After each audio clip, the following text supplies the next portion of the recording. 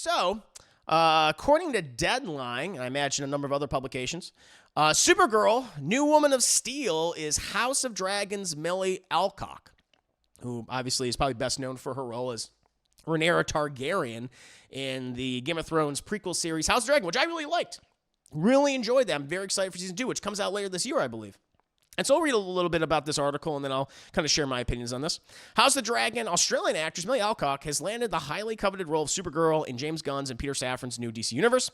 Alcock played the young Princess Rhaenyra Targaryen, HBO's first season of Game of Thrones spinoff House of the Dragon. She's reported rep by CAA. Yada yada. Alcock beat out Coda actress Emilia Jones. Oh yeah, she was good. And Meg Donnelly, the latter who voiced Supergirl in this such DC animated movies like Legion of Superheroes and Justice League Crisis on Infinite Earths Part 1. Wow. Man, I didn't know that she had voiced all those characters, or Supergirl in those animated movies. That's kind of awesome. There's a buzz that the new Supergirl will appear in Gunn's Superman Legacy, which is about to go before the cameras in Georgia, but that's not 100%. What we know now is that she'll appear in a DC-based project before starring in her solo feature Supergirl Woman of Tomorrow. Overall, it's not confirmed where Supergirl will show up at this point. No director has been announced for the film yet. The project is first announced its a DC studio press day a year ago, and it's based on Tom King's 2022 comic book series. Book was Evely is the illustrator in that comic. Gotcha. Now, I'm unfamiliar with that specific comic, but from what I've come to understand in terms of the tone, or at least in terms of like the kind of the general plot, is unlike Kal-El, who was obviously sent into the rocket by his parents and went to Earth and was raised by, two loving parents, Jonathan and Martha Kent, and grew up to be, one of Earth's greatest heroes, Superman, and was very wholesome and kind, I believe in that story, Supergirl it was the opposite, where she lived, isolated on on an asteroid or like a meteor or something like that, or some type of planetoid, like all alone, before eventually coming to Earth. And it's a bit of like a survival story, which I do love survival stories. But from what I've been exposed to in terms of Supergirl content over the years, very different than what I'm used to seeing. How I've seen that character presented, especially like in animated form. I guess, for me, my biggest exposure to Supergirl has been through, Justice League and Superman, the animated series, when she made her debut there, which I really liked the interpretation of the character, and then later on continuing the Justice League and Justice League Unlimited, and I thought that was great. And I've read a number of comics where Supergirl, of course, has been featured, and also like Power Girl, but I know it's a different character. So this version of I'm inexperienced with. I get the sense that it's going to be a bit of a darker version of the Supergirl that I've, come to really enjoy, obviously, over the years, whether it be seeing them in animated form or in I guess, somewhat live-action form. I checked out that Supergirl show. I didn't really particularly care for it. And also, obviously, comic book form. So, I'm hoping they don't really... I doubt they will, but I'm hoping they don't make it, like, edgy and dark, kind of to the extent of a... Zack Snyder's Man of Steel, and I doubt they will. I know, again, people are already yelling at James Gunn and saying that the universe has already failed, but we haven't even seen anything from it yet. So I want to, give him the benefit of the doubt, and especially at least get a sense of what it's all going to be with Superman Legacy. I think, that'll give us an inkling into how this universe is going to be, presented, right? Let's at least see the first building block and then start to judge it from there, right? So I'm hoping for the best. So I'll give it a shot. But in regards to Millie Alcock's casting, again, I am only experienced with her via House of the Dragon, but she was very good as Rhaenyra Targaryen. I really liked her in that role. She did a great job, and I liked the actress that eventually took over. Practically, she could have, continued to play the character if she wished to, honestly, or if they wanted her to. I think she still would have been good. But in any case, she was great in that show. I haven't really seen her or anything else, and if I have, nothing is immediately coming to mind.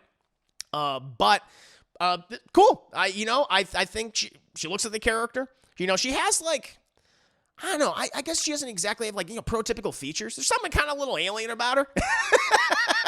to an extent, there's something. It's there's something just a little different. Which maybe is why they also were attracted her to to have her play the role. And so, but I like that. I think that's cool. I think it's she's weird looking. I want to be kind, but she's a little weird looking. I I wanted to be a nice guy, Chad. I wanted to say, like, you know what? She has, like, these unusual features, these, exotic features. But I was like, she's a little weird looking, Chad. She looks like an alien. I'm like, yeah, you look like an alien. There's something, you're human. You got something else in there, right? I got you. So good casting, Chad. I think it's good casting. I'm excited to see what the Supergirl project is going to be. Hopefully, it'll be a little bit better than previous live action attempts at this character, Chad. I don't think they've always worked out very well, but I'm very hopeful for this. I'm very hopeful for James Gunn's DCU. I love DC. I want to see these characters treated well, and I feel like many of them have not been treated well for quite some time by DC. Not all of them. Some of them I think have been adapted well, and we had some good movies, but there was a lot of stinkers, a lot of bad movies, Chad, a lot of poor interpretations and reinterpretations and adaptations, if you will. So we'll inevitably see. But what about you guys? How do you feel about this? About Millie Alcock being cast as Supergirl? Boop. Go back to my big old screen here and see what you guys are saying. I'm very curious. So far, I don't think James Gunn has missed on the casting of the new DCU. Really assuring so far. Did he have carte blanche for the casting for Guardians of the Galaxy? I imagine he did. I know Marvel definitely has probably a huge role into okay, we support you with this, whoever you're casting. But he's always been really good at casting people. Like, I mean, a lot of them, especially like a lot of his movies in the last 10 years. I mean, all the Guardians films. I think for the most part, he kind of nailed the casting. Especially for the Guardians team, of course. Suicide Squad, I think he did a great job with that. I mean, I'll tell you right now, Chad, I don't think any of us would have said, like, first of all, most of us didn't even know who the character of Peacemaker was, and then I don't think anyone would have on our short list or even our long list John Cena, but look how that worked out. So, and then looking at Superman Legacy, which we know he's definitely in charge of all this casting across the board throughout the DCU. I mean, the people that he's getting for Superman and Lois Lane and most recently Nicholas Hoult for Lex Luthor is just like, wow, he's really nailing it. So, I'm happy about the casting so far. And so I completely agree with you, I completely agree with you. Fem Will Poulter, I can kind of see that Deadpool, yeah. Yeah. You know what? Let's go back here. Let me actually see. Now that you said it, yeah, like, because Will Poulter's a little funny looking too, but I think that works. I honestly think that works. Yeah, she's like could be Will Poulter's like sister, like his younger sister or something. Holy shit, you're right. Like, there's no question. Oh my God, yeah. She's like a gender bent Will Poulter. Now that you say it, it's true. First thing I saw was an alien. It kind of looked a little alien-esque, man. A little alien-esque. I can't lie. I was trying to be nice. But I was like, yeah, you got something weird going on. But it works. She's very beautiful. She's very pretty. Let's hear. She's got that Anya Taylor-Joy symbol. Listen, Anya Taylor-Joy, beautiful girl, talented actor. She looks like a horse. She got them horse eyes, Chad. She could see in front of herself and all the way behind too, all at the same time. You can't sneak up on Anya Taylor-Joy. It's not possible. Oh man, let's see here. I'll wait for a few lines from her to make an opinion. Oh, okay. I mean, what she had to say and how's the dragon worked? I mean, it all comes down to. Listen. At the end of the day, like, you can literally be the most talented actor in the world. You could be the best of the best, right? But you get a shit script and you get a shit direction, you're gonna probably give a shit performance. That just happens. So I'm hoping for the best. Yeah, of course I want to know who, everyone who's in charge of the project, the director and the writers and everything. Like, yes, that's what's gonna matter at the end of the day. That's what's gonna matter the most, I should say, at the end of the day. Them actors are funny looking. They are. Oh man. Like her drunk ass during the Golden Globe. Oh, was she being silly? That's cute. So British people are all related? Well, they're all on an island, man. They are all on an island. Is Will Poulter's the eyebrow guy? Eyebrow guy? I don't really think of him as the Will Poultry. He called him Will Poultry. Eyebrow guy. I mean, I guess he has some distinct features. He's got some eyebrows, yeah. He's got like just a kind of a big fucking face. He's got a big head. You got a big head, chat. Anime-esque. Yeah, she got them anime eyes. Definitely. Anya Taylor-Joy is like an anime character brought to life. That was just like when you see like, what was it called? Alita Battle Angel. It was just like, why'd you do that? Just fucking get Anya Taylor-Joy. She's practically an anime character anyway. She already has the eyes. Oh, here we go. The horse looking chicks. I'm sorry, Lisa. I'm having fun. You guys encourage me. You know what I do. You know what happens. Sweet Home London. Who do you have direct Supergirl? That's an excellent question, Just Ty. Man, who would I get to direct that movie? Well, again, like based on the description, it sounds like more of a space survival movie, which I'm not against that. I actually, again, if you want to keep the superhero genre healthy, and right now it's going through some trials and tribulations, no doubt about it. And people aren't just going to see these movies just because they're a superhero movie anymore. I mean, that's obvious. That's a really good question. I wonder if it's a survival horror. I wonder if it's going to be like sort of a horror-esque. Maybe not to that extent, but based on what I've read and what's been described to me, it definitely sounds like a survival film. That would be, who would I get to direct something like that? Who's done some like really good survival-esque movies? Let me see here. Because when I think of like survival horror in space, I mean, what immediately comes to mind, obviously, is something like an Alien. But obviously, I don't want like Ridley Scott to direct anything like this. I had to think. I wanted someone like who's a director who's already kind of cut their teeth on some genre stuff and has had experience in telling these stories. You know what? The name's just coming to me, and I doubt he would do this. And I probably want him to do other things. But the name that keeps coming up is Mike Flanagan. Mike Flanagan keeps coming up in my mind.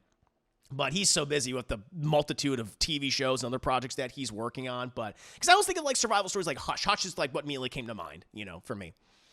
But like a Mike Flanagan-esque director I think would be interesting. Someone who has dipped their toes and has delved into horror and science fiction. Maybe a little fantasy-esque as well. So that would be kind of interesting. Someone like that. Not Mike Flanagan, but Mike Flanagan-esque, if you will. Horse shaming. Chris is a horse girl. I'm called an equestrian, Naya. We're called equestrians. An equestrian connoisseur. Now you think, Herman, it's true. It's true. Tommy was so on. Oh, Alfonso Cuarón. That would be, man, I'll tell you right now, if they were to announce Alfonso Cuarón is directing that movie, people go like, holy shit. Alfonso Cuarón be like, really? Oh, people would be jazzed about that. He doesn't, he doesn't like do a movie every year. But if he were to do the superhero film, that would get my attention. That's a good one. That's a good choice, Dilmer. That's an excellent choice. Holy shit. And like, look at something like Gravity, right? Yeah, good choice. Very good choice. Very good choice. Very nice. Let's see what it is. Vin Diesel. I don't know if I want Vin Diesel. J.O. Bayona, who just did Society of the Snow, and he did The Impossible years. I want to see that Society of the Snow. I know that he's still got that Jurassic stink on him, but maybe doing like something small like Society of the Snow like really helped. And that's on a lot of people's like best. Did that come out in 2023? Because I've seen that pop up on like some best of lists for 2023. I thought it came out this month. But in any case, I've heard a lot of good things about that. So that might be a good choice. Not Paul W.S. Anderson. Shame on you. You know better. Superman's always been set more in mystic sci-fi fantasy than Superman's his bad boy. Who did? Oh, they cloned Tyrone. Oh, I wouldn't mind that choice. Yeah, that director. Oh, yeah, I was just talking about him not too long ago when I was doing my best of the year and things. And he's the first time to direct. That was his directorial debut. Jewel Taylor. Yeah, if they got someone like a Jewel Taylor to direct the movie, that'd be cool. I wouldn't mind that at all. I think that's a good choice. These are some good choices, chap. Alfonso Cuarón just like immediately went, oh shit, yeah, that's the guy. But like, yeah, if they get someone like Jewel Taylor, I'd be cool with that. I've seen people say Chloe Zhao and Greta Gerwig. You know what? Those came to mind of people that I figured people would say those people to direct, but I don't want them to direct. Like Chloe Zhao, of course, Oscar-winning filmmaker. She did Nomadland, but she also directed what I think is one of the worst Marvel movies of all time, or MCU movies, which is Eternals. I hated Eternals. I really disliked Eternals. And I do not want that kind of filmmaking with Supergirl at all. I just don't want that tone. I thought that movie was dull. I thought those characters were dull. I thought the movie was horribly lit. I just don't want that at all.